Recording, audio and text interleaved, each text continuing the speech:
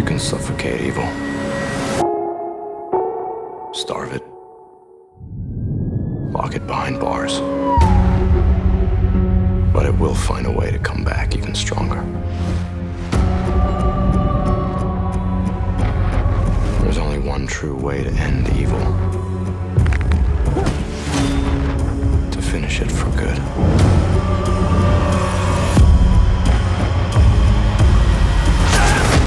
Let the devil out.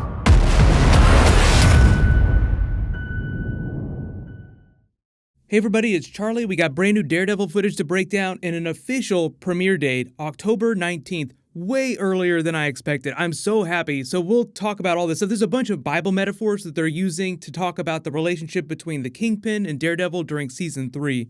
There's a new round of that Spider-Man PS4 giveaway. All you have to do to enter is be a subscriber and leave a comment on the video. Fun fact too, Spider-Man has worn the Daredevil costume. Remember, it's all New York City, so in the comics, Daredevil has worked with a lot of Avengers-level heroes, but they haven't really done that in the movies or the TV shows yet.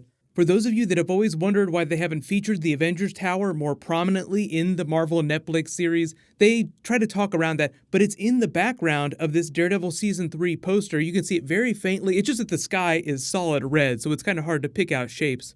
But just a reminder about the timeline of these series, every single Netflix series that's dropped this year, all the way from Jessica Jones Season 2, Luke Cage Season 2, Iron Fist Season 2, and now Daredevil Season 3, all happening before the snap. We don't know exactly how long before the snap. It's just post-Civil War, pre-Infinity War, or at least the end of Infinity War, before they come to the Sanctum. Because unless you're Stan Lee driving the bus there and you see aliens every other day of the week, you would be freaking out if there was an alien invasion. What's the matter with you kids? You never seen a spaceship before? But the whole thing here is that we actually got some confirmation about what Matt's status is and what Daredevil's status is during the season. I've talked about Daredevil, why he goes back to the black costume, because of the fake Daredevil that Kingpin creates to discredit the real Daredevil so that he can't continue using his costume and his name. Like, the police are out for him. You see Matt fighting all those FBI agents in the black costume, so clearly the FBI is on the hunt for the Devil of Hell's Kitchen. You see him all bloodied up in his lawyer's uniform, so obviously that means he will be part Matt Murdock for at least some of the season. You see him walking through that prison while they're talking about defeating the devil, obviously implying the Kingpin will get out because you see him putting on the classic comic book white suit, pulling that ring drawer open. And then there's a Bible verse that they used to tweet this out. It was Deuteronomy 30:15. So I'll talk about that in a second. Remember, every time we talk about Daredevil, there's always going to be some religious iconography or metaphors.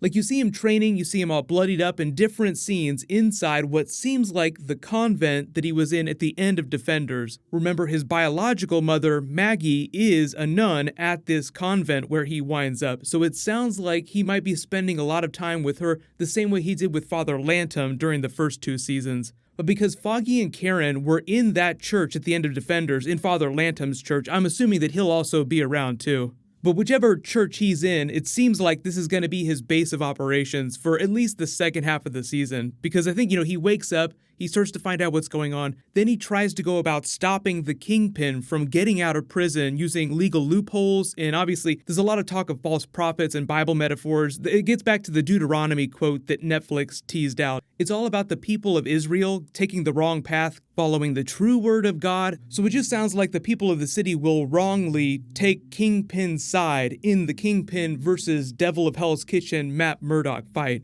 That's probably why he says he stops believing in justice in that last teaser that I did a video for. Like, maybe these scenes with him in his lawyer's outfit when he's walking around the prison happen earlier in the season, then things go sideways, the law turns against him when it shouldn't, so he has to, quote-unquote, set the devil free, become the devil. Like when his face in the costume goes all serious to smiling like he's really happy to let the devil out and it's going to be a lot of fun. That's what all the actors have been teasing out since they dropped this footage this morning. Let the devil out. Even Deborah Ann Wall, who plays Karen Page, tweeted out, let the devil out. So this is sort of like their marketing phrase that they're using to sell this series, implying let the Kingpin out, but also let the Devil of Hell's Kitchen out, the devil inside Matt. So if you've been craving a really dark, really action-oriented fight between the best Marvel Netflix villain, one of the best villains from anywhere in the Marvel Universe, in Matt Murdock. Definitely my favorite Netflix Defender character, but also just a really awesome Marvel character in general, too.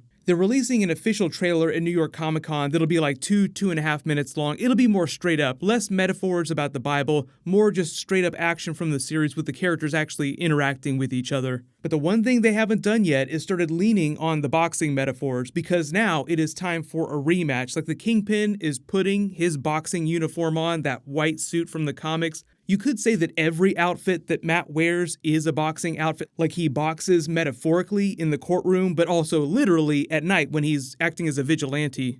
The actual Deuteronomy quote, it's Deuteronomy 30:15, and it says, "See, I set before you today life and prosperity, death and destruction." And if you're not a Bible scholar, which most people aren't, it's Moses speaking to the people of Israel, sort of transferring power to Joshua, because the book of Joshua came after this. So it's all right before they get ready to head to the promised land. So like really awesome things on the horizon. Moses is telling everyone, please don't be led astray. It's all about the Kingpin usurping the promised land. Because remember, the Kingpin, even if you haven't played Spider-Man PS4 or seen any of the cartoons or other movies that have involved the character, he's called the Kingpin of crime for a reason. Not only is he a really badass sumo fighter, he is really hard to beat in a one-on-one fight. Kingpin is resilient enough to even last a little while against one of the Iron Fists. Luke Cage might be able to take him down, but it would take some doing. It'd be like a giant cement truck trying to fight another giant cement truck.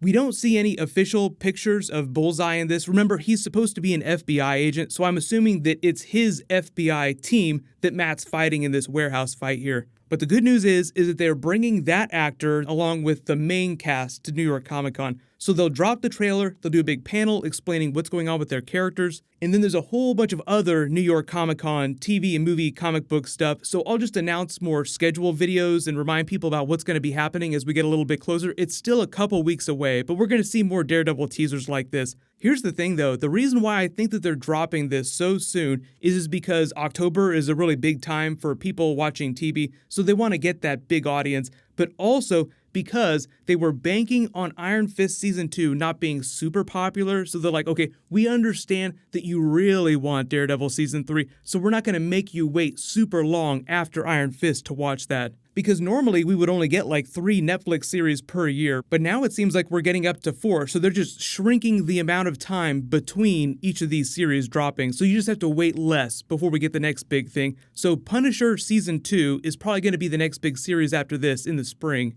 What's going to happen is there's a new Avengers video, new Venom that I'm working on. They also dropped some more footage for some of the other TV shows, so I'll try to get through those videos as fast as possible. I'll just remind people about the schedule on Twitter. Click here for more new Captain Marvel footage, and click here to learn about Avatar: The Last Airbender getting a brand new series on Netflix. Time to freak out.